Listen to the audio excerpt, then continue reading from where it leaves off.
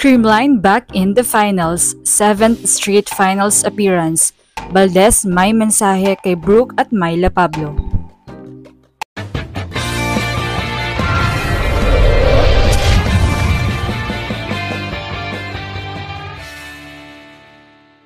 What's up, Volleyball Nation? Welcome back to my YouTube channel. Narito ako para magbigay sa inyo ng updates tungkol sa mundo ng volleyball. Pero bago yan, don't forget to subscribe and hit the notification bell para updated ka sa aking mga videos. Creamline Cool Smashers are back to where they are belong. Balik finals nga muli ang defending champs Creamline kung saan ito nga ang kanilang 7th straight final appearance. Grabe na talaga ang pag-dominate ng pink team sa PBL ngayon.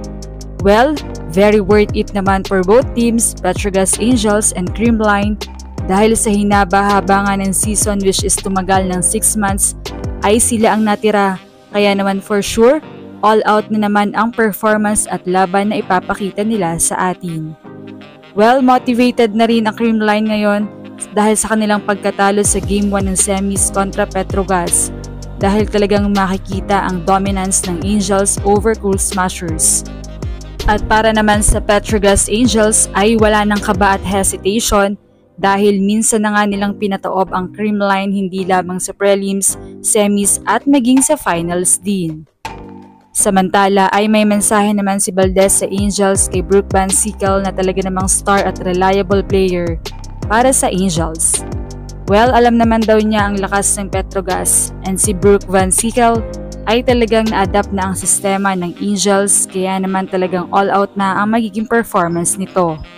At since first time daw ni Brooke sa finals, kaya naman congrats daw and welcome to the PBL Finals.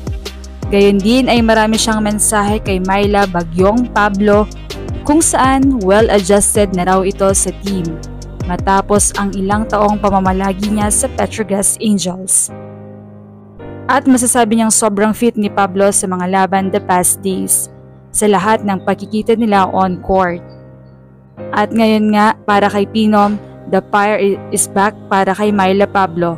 Kaya naman mahirap talagang kalabanin si Myla na alam mong nandun yung fire, nandun yung passion at nandun yung kondisyon. Kaya naman pagdating daw sa side nila, kailangan ng doble effort para matapatan nila ang ganang challenges. Kaya naman veteran teams at parehong mentally tough, pero sabay tawa si Alyssa at sinabing it's up to the coaches. Aabangan talaga natin ang tapatang ito na for sure ay hindi magiging madali para sa dalawang koponan ang laban na ito.